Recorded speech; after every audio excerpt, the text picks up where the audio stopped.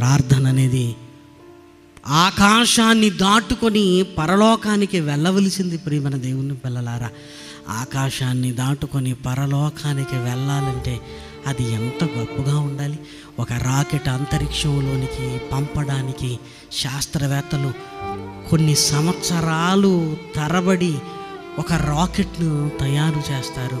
ఇదిగో కొన్ని వేల కోట్ల రూపాయల పెట్టుబడిని పెడతారు అంతరిక్షంలోనికి వెళ్ళటానికి. కానీ దేవుడు ప్రార్థన ద్వారా మనకిచ్చిన మహాభాగ్యం ఏంటంటే, నువ్వు చేసే ప్రార్థన సరాసరి పరలోకానికి వెళ్ళగలుగుతుందంటే, అంతరిక్షాన్ని దాటుకొని ఆవలుంటున్న దేవుని సన్నిధిలోనికి వెళ్ళగలుగుతుందంటే, దాని కొరకు ఏం కష్టపడుతున్నాం మనం? పోనీ ఎంత డబ్బు ఖర్చు పెడుతున్నాం చెప్పండి? ఆకాశాన్ని దాటుకునేది ఏదైనా ఉంది అంటే ఇదిగో ప్రస్తుత కాలంలో నువ్వు చేసే ప్రార్థన. ప్రేమను వారలారా, నువ్వు చేసే ప్రార్థన మనం పరలోకానికి వెళ్ళాలి అంటే మనకంటే ముందుగా పరలోకానికి వెళ్ళవలసిందేంటో తెలుసా? మనం చేసే ప్రార్థన. నీ ప్రార్థన పరలోకానికి వెళ్ళగలుగుతుందంటే నువ్వు కూడా వెళతావు. మనం చేసే ప్రార్థన పరలోకానికి వెళ్ళటం లేదంటే మనం కూడా వెళ్ళం. ప్రేమను వారలారా, ఇతని ప్రార్థన చూడండి. ప్రార్థనలో కూడా డంబం. చాలామంది చూడండి, ప్రార్థన చేయండి, ప్రార్థనలో వాళ్ళ స్థితిని గురించి చెప్పుకుంటారు. ప్రేమను వారలారా, ప్రార్థనలో వాళ్ళ స్థితి ఇప్పుడు అందరూ వినాలన్నా? చాలామంది ప్రార్థనలో ప్రసంగాలు అంటే ఎలాగో ప్రసంగానికి అవకాశం ఇవ్వలేదని ఇలా కొట్టేసావా?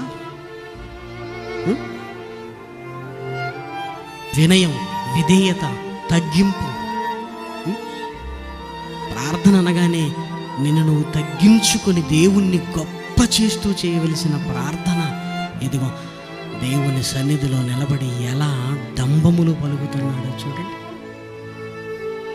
ఇతని ప్రార్థన పరలోకానికి వెళ్ళిందా? ఇతడు నీతిమంతుడుగా తీర్చబడ్డాడా?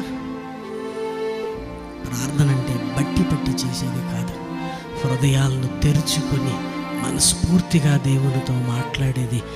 అలా మాట్లాడిన ప్రార్థన చాలా గొప్పగా ఉంటుంది. ప్రేమను వారలారా, చాలా గొప్పగా.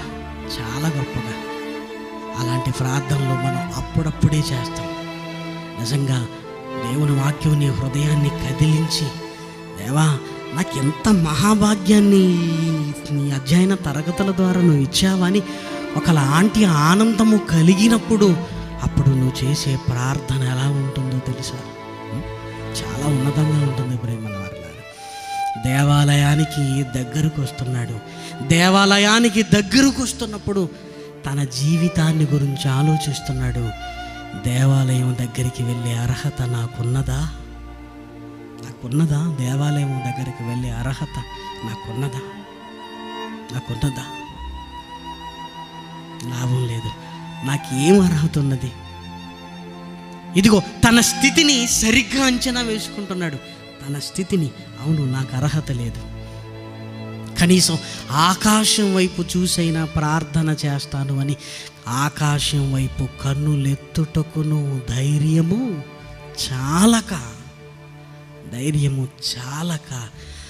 ఆకాశం వైపు నేను కన్నులెత్తగానే పరలోకమందున్న దేవాది దేవుడు నన్నే చూస్తాడు, ఆయనను చూడగలిగే ధైర్యము, స్థితి నాకెక్కడిది అని తన పాప జీవితమే తన కళ్ళ ముందు కనబడుతున్నప్పుడు రొమ్ము కొట్టుకుంటున్నాడు.